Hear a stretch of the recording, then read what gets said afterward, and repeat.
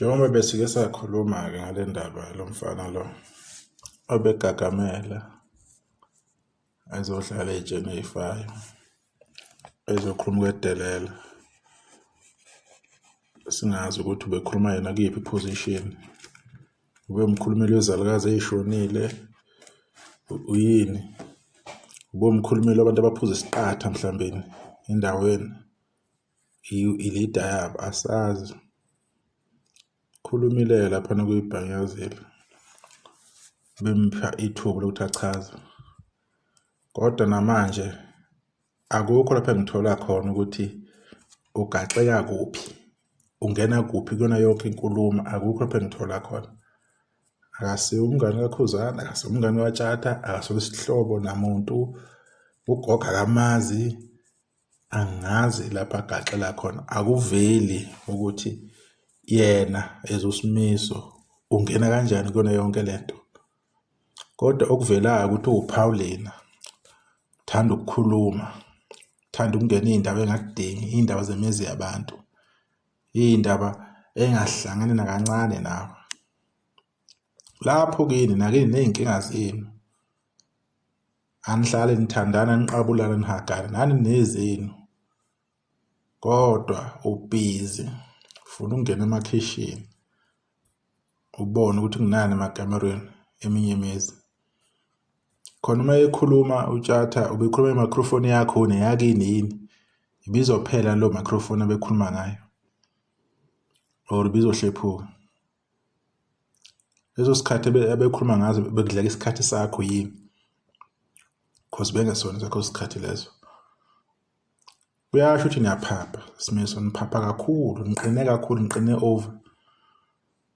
Ngithanda ukukhuluma nje, ukukhuluma angazi noma nakufundela noma nazalelwe ey'thenjini, nikhuluma nidlule abantu besimame. Hlale beyisho abantu besimame ukuthi amadoda amasha akhuluma ukwedlula. Ngendlela nikhuluma ngayo, niphoseka ngayo, uzuhluthelwe inhliziyo njengoba ubeka, uhluthwe inhliziyo, ungena kuphi? Ikuphi lapho oxhuma khona? Ikuphi lapho okuthinta khona? Nevidiyo na uthi usuphakathi, uPaulana, lento ongayizwanga yonke. Yikho khona lokho ukuphapha nje, ukuqina nje umfana apho nakuy'ndaba zakho, lungisa impilo yakho, ubheke lapho kushoda khona. Uma ufuna ama-tips, ubathinte oKhuzani, uze ukuthi lapho oshoda ngakhona i-support ethize ungayithola kanjani, bekucushise. Hhayi ukuzovela, awudumi ngengoma, uduma ngokukhuluma, uduma ngokuphapha. Angithi labantu abako-TikTok abangagezi laba abahlala ko-TikTok imini nobusuku ney'mbici, yibo labantu balalelayo. Enenza nibe nje nikubona ku-right ukuthi nikhulume nigcwaneke, hambe ningene emizini yabantu, ufuna ukukhuluma into eniyithandayo. And anifunde amaphutheni enziwa kwabanye abantu, nifune ezenzeke ngani lawo maphutha ukuze nibone ukuthi into ewukuthi i-wrong. Simiso, insango bayayibhema abayibhemayo, kodwa ingakudakwa insango, ikudakwa endaweni e-wrong. Yekani insango before nenza amavidiyo, yekani isiqatha, yekani utshwala benjemane, yekani utshwala be-battery, imfulamfula, buyekeni obotshwala lobo, buzoniqgqilaza nisebancane. Hlukanani nogwayi bamakhalini nemfu. Ibani zinsizwa, nisenekusasa elikhona ekubonakalayo ukuthi nisengalungiseka, kodwa ngendlela enihamba ngayo, ifana nemoto enganamabhreki, nizophoseka eweni. Yekani lento eniyenzayo, iyekeni, phumani kuyo. Musani ukugaxela kuKhuzani, niphawula nize niyodlula ngale. Iyiphi ingoma eyaziwayo yakho yake yafa, iyiphi? Noma uyichaze leyo ngoma leyo yayivale kuphi? Because lezo ngoma lezo zaziwa uwe, usadinga yonke i-support yonke umuntu. Kulabafana abafika kamuva bayaziwa, wena iyiphi? Akwaziwa. So nje bekuqina kodwa kwazi ukuphapha. Ubuthi ufuna i-trend ngoba uhlala ubona le mikhufe egcwele lapha ko-TikTok, ehlala iphawula uPaulina, ehlala ivayele endlini, ubuka amafoni i-charge wayi ukudla nje yobhosha, ukudla nje yobhosha, akukho kwenzayo, kudelela nje abaculi. Nayo ayikho into ayenzayo.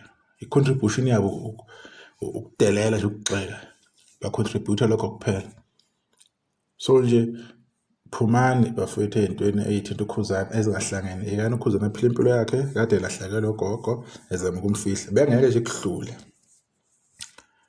ningangenani agaxekanga ukuthi abantu ade bekhuluma laphana babiza igama likabani, babiza igama lakho cause abalibiza igama lakho uthinteka kanjani kodwa bekukhuluma cause abantu wawahlala noTshatha wakhuluma naye something manje ubona ukuthi ukhohlisa wena anazana usho kwazana awukho lapho enginashuthe khona indawonye. So manje uthinteka kuphi?